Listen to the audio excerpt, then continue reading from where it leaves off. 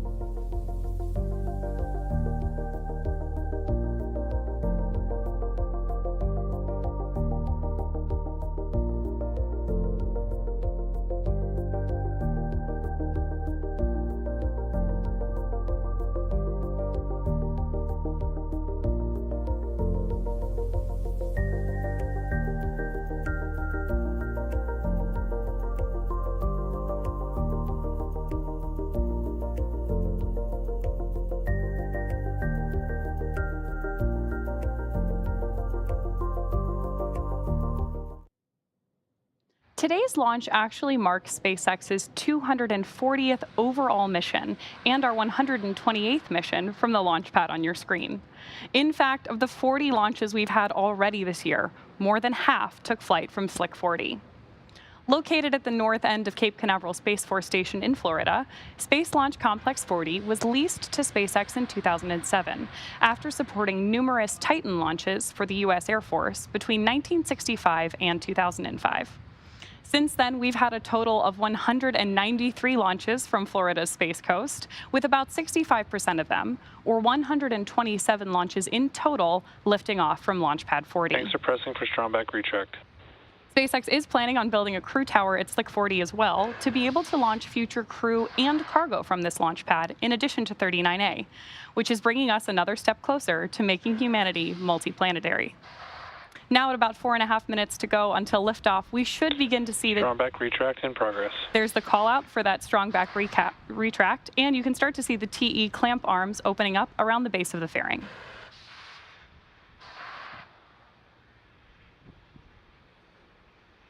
You can now see those clamp arms opening up. And as Ronnie mentioned, once the clamp arms are fully opened, the TE, which is hinged, will retract away from the vehicle in preparation for launch. You'll also hear it referred to as the strongback over the nets. And at this point in the countdown, both the first and second stages are nearly fully loaded with 1 million pounds of kerosene fuel and liquid oxygen. Both the first stage and second stage should finish loading propellant about a minute apart from each other. The first stage finishes up at about T-minus 3 minutes, and the second stage at T-minus 2 minutes. You may have noticed the white clouds around the vehicle. Those clouds are actually vented chilled gas from above the LOX tank liquid surface that we vent overboard to maintain pressure in the tank as needed. And when that gas comes out into the Florida air, the humid air condenses into those clouds that you're seeing. And then at T-minus 60 seconds, Falcon 9 will be in startup. And that means that the rocket's autonomous internal flight computers will have taken over the launch countdown. And there was that call out there for stage 1 LOX load completion. And just inside of T-minus 2 seconds, we light the Merlin engines for liftoff. The PSN SATRIA payload continues to be healthy, and the Falcon 9 team is currently tracking no issues on the rocket.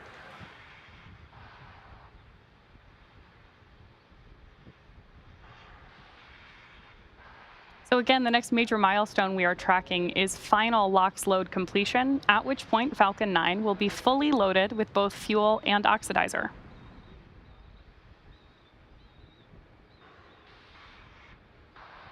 Picture perfect day on the coast of Florida, too.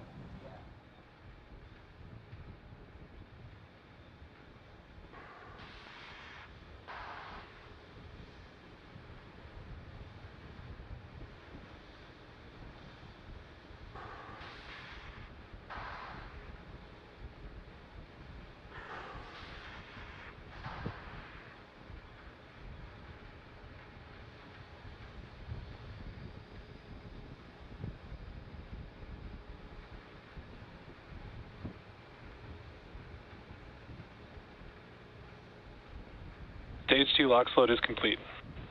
There's confirmation that we are fully loaded with fuel and oxidizer ahead of today's launch. And fun fact, at liftoff, Falcon 9 will be burning about 700 gallons of that fuel per second. Ground gas closeouts.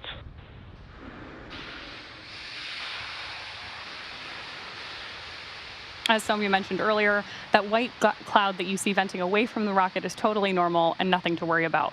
The next call out we're listening for is also one she explained to you. That's going to be that Falcon 9 is in startup mode and that the internal flight computers have taken over the terminal count.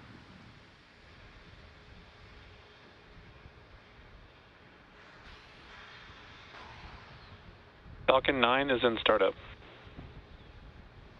The final milestone we're listening for on the nets is the call out from the launch director that we are go for launch.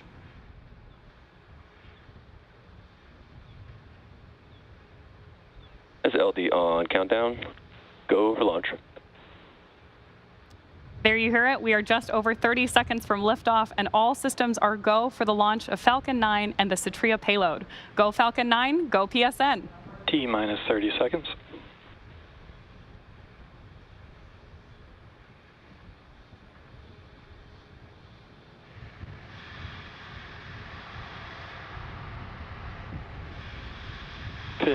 Seconds.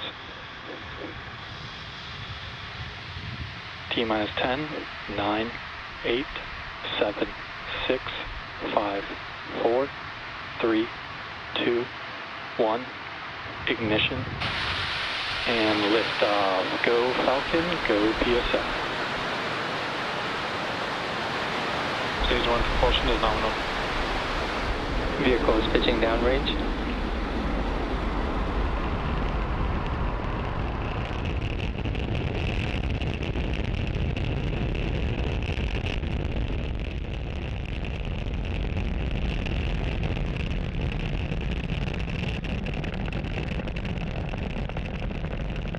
That incredible view means that Falcon 9 has successfully lifted off from pad 40, and right now we are throttling down to prepare for max Q in about 30 seconds.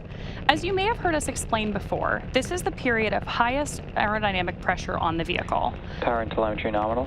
That's because at this point, we are seeing the greatest difference in dynamic pressure, which is increasing with the rocket's speed, and ambient static pressure, which is decreasing as we move up through the Earth's atmosphere.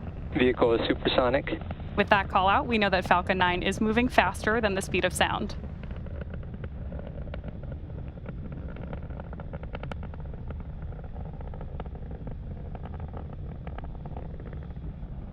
Max Q. With confirmation that we've passed through max Q, we have 3 events coming up in quick succession, starting with main engine cutoff, stage separation, SES1, or second engine start 1. Main engine cutoff, or MECO for short, is where all 9 Merlin 1D engines will shut off to slow down the vehicle in preparation for the next event, stage separation, or stage sep for short. That's where the first stage booster will separate from the second stage. Right after stage sep, the first stage will start its journey back to Earth, targeting a landing on our drone ship, a shortfall of Gravitas, which is currently stationed in the Atlantic Ocean, about 680 kilometers downrange. Now, during that time, Stage 2 will continue on its journey to space with the third event, Second Engine Start 1, or SES1 on the nets, and this is where the single MVAC engine will ignite to propel the second stage along with the PSN SATRIA payload to orbit. In addition to these 3 major events, the fairing halves will also separate less than a minute after SES1, so keep an eye out for all of those coming up in about 10 seconds.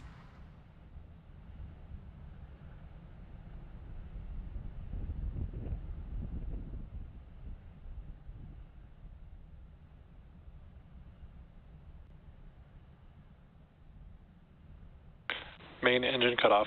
Stage separation confirmed.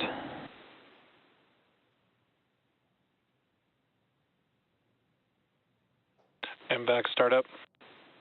So you heard the callouts there, and you can see on your screen in this great dual view that we have that the MVAC engine on our second stage has ignited.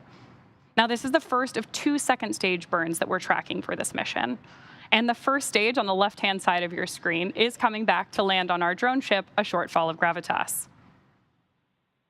Now, we are also expecting fairing deployment. Both vehicles are on nominal trajectories. With that, we know that both vehicles are headed in the right direction. And as I was describing earlier, we are expecting fairing separation in just about 5 seconds.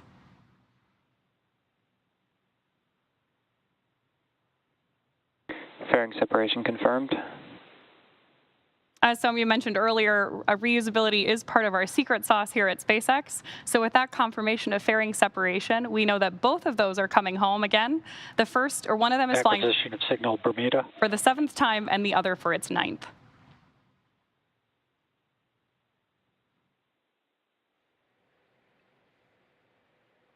It's now T+3 minutes and 55 seconds into today's mission, and we have a great view of Stage 1 on the left and Stage 2 on the right. In order to complete today's landing, the first stage has 2 more burns left. Next up will be the entry burn, where 3 of the Merlin engines on the first stage will reignite, and this will help slow down the F9 first stage as it re-enters the upper part of the Earth's atmosphere. That entry burn should start in about 2-ish minutes from now and will last about 20 seconds.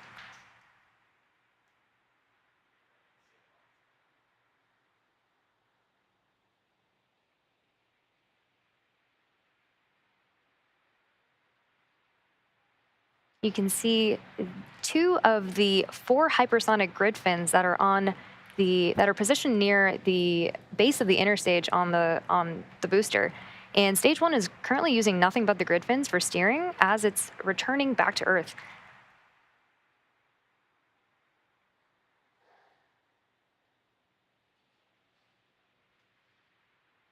You can also see those little puffs of gas. Those are nitrogen gas bursts for attitude control, and they also help orient the rocket on its way back down.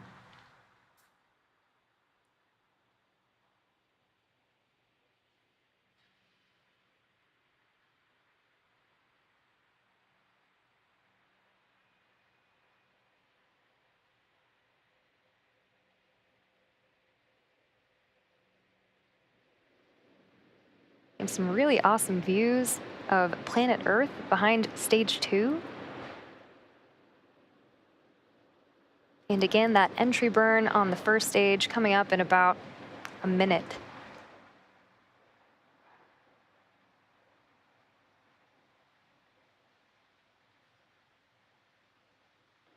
Both vehicles are on nominal trajectories.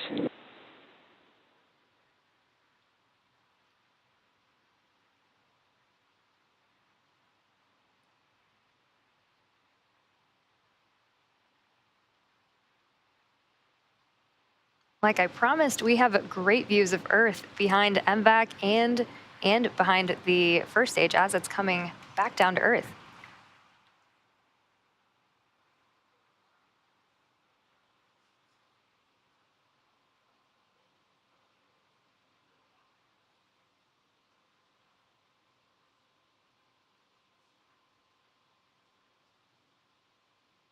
Stage 1 entry burn startup. You can see that 3 of those engines have now relit engines 1, 5, and 9 for the entry burn. It's about 20 seconds for this burn.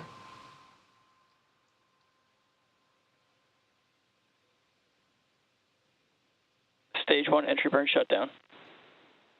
Now, with confirmation of entry burn shutdown, we have one last burn before the first stage attempts to land on our drone ship, and Stage 1 FTS has saved. and that is the landing burn. During the first stage landing burn, a single Merlin engine, E9, will relight and slow the vehicle down for its landing attempt on our drone ship, a shortfall of gravitas.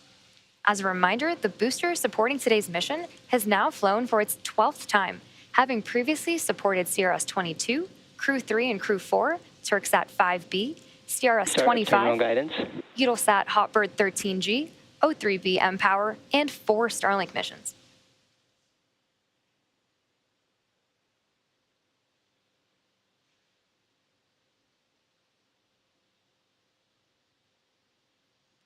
We'll also be coming up on SECO 1, or second engine cutoff 1, in about 30 seconds from now. Stage 1 transonic. Stage 2 FTS has saved. You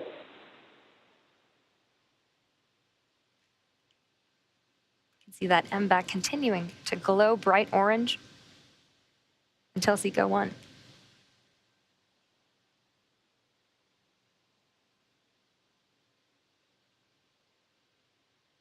Nominal orbit insertion. MVAC shutdown. Great callouts for SECO 1 and nominal orbital Stage 1 landing insertion. burn.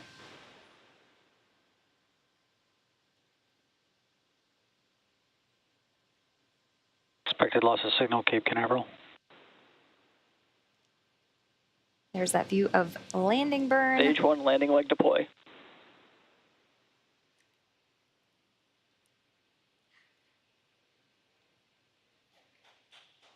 And a great view of landing. This landing marks the 12th successful landing for this particular booster and marks our 201st overall successful recovery of an orbital class rocket. In addition to landing with confirmation of successful second engine cutoff and good orbit, we are going into a coast phase up until the second relight of our MVAC engine on the second stage, which will be followed by payload deploy. Till then, sit tight and we'll see you back here at the T plus 27 minute mark.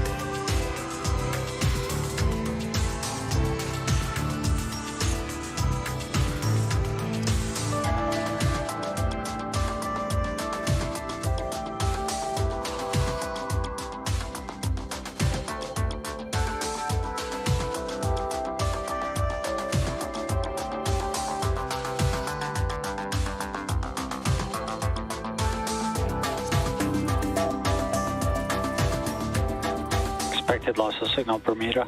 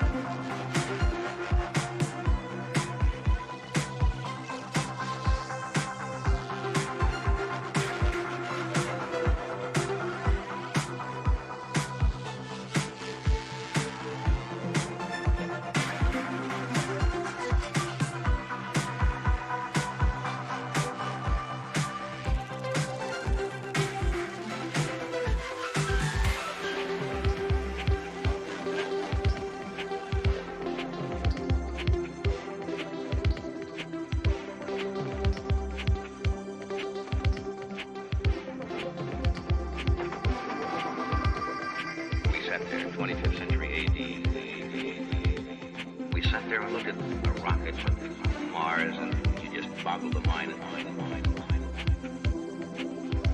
And the technology caught up, didn't it?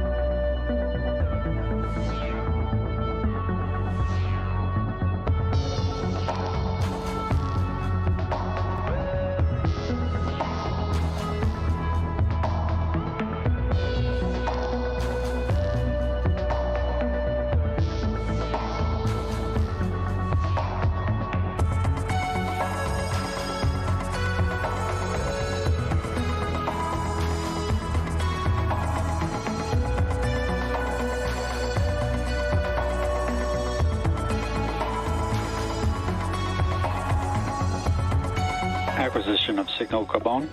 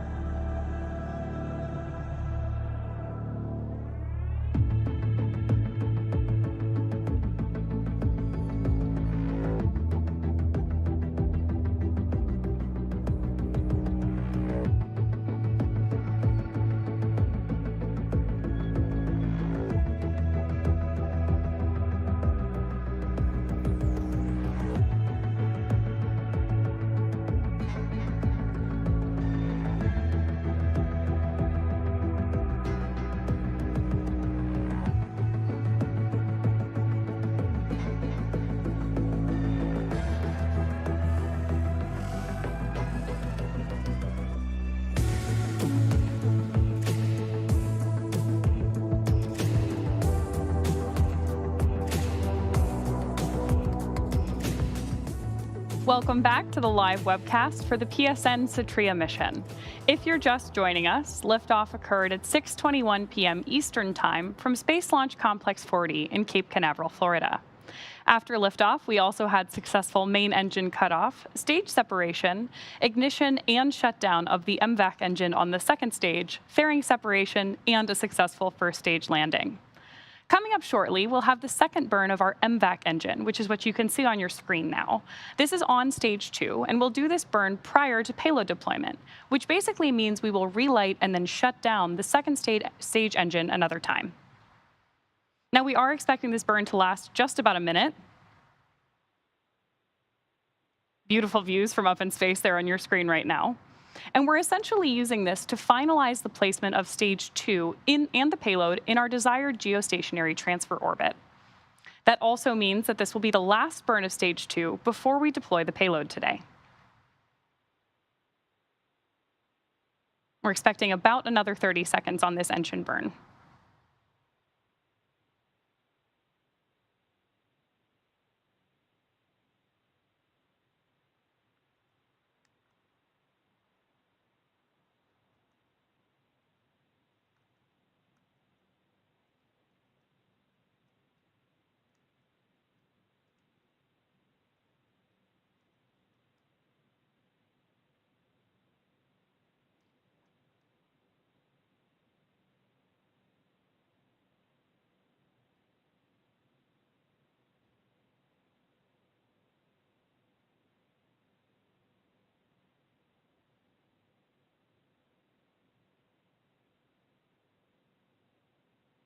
We should have had second engine. Nominal orbit insertion. And there you hear, we've had second engine cutoff and nominal orbital insertion. So with confirmation of both the second engine cutoff and start and cutoff, we will join you live to cover that payload deployment in about 6 minutes. So sit back, we'll see you in a few.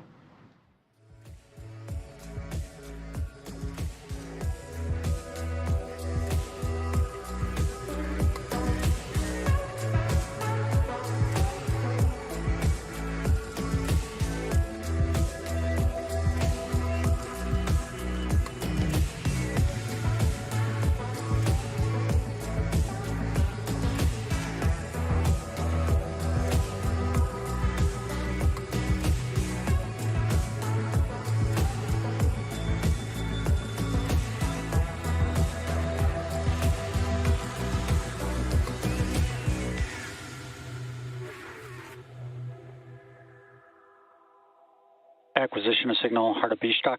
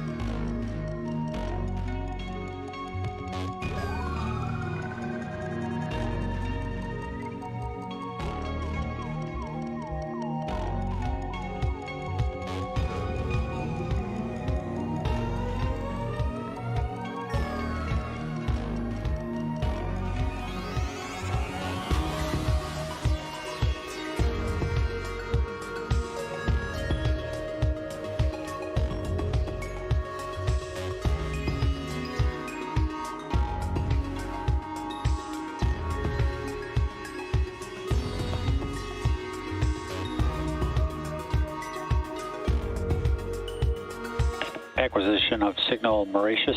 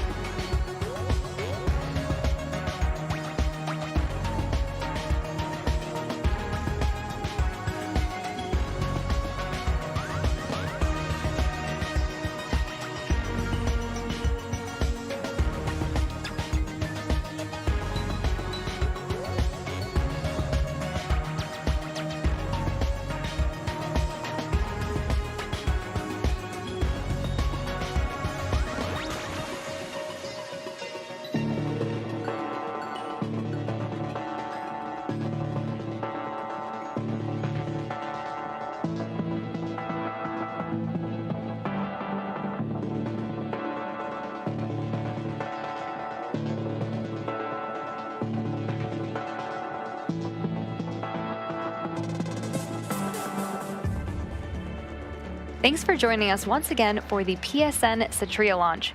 We've had a great mission so far, and we have just one major milestone left in our mission, which is payload deploy. The SATRIA, or Satellite of Republic of Indonesia spacecraft on board the second stage, has 150 gigabit per second capacity with very high throughput satellite technology, and will promote digital equality and economic growth in Indonesia. Deployment should be coming up in about 20 seconds from now. Capone.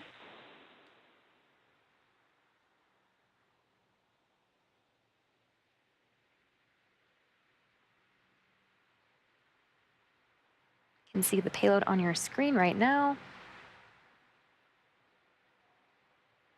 Acquisition of signal Maldives.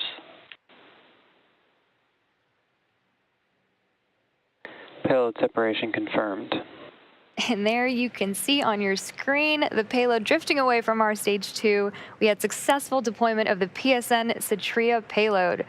And with that confirmation, we will bring today's webcast to a close. Today's mission marked SpaceX's 240th overall mission to date and 41st mission of this year. We'd really like to thank our customer PSN for entrusting us with today's mission and all of you for joining us. We'd also like to wish everyone a wonderful Father's Day, and we'll see you next time.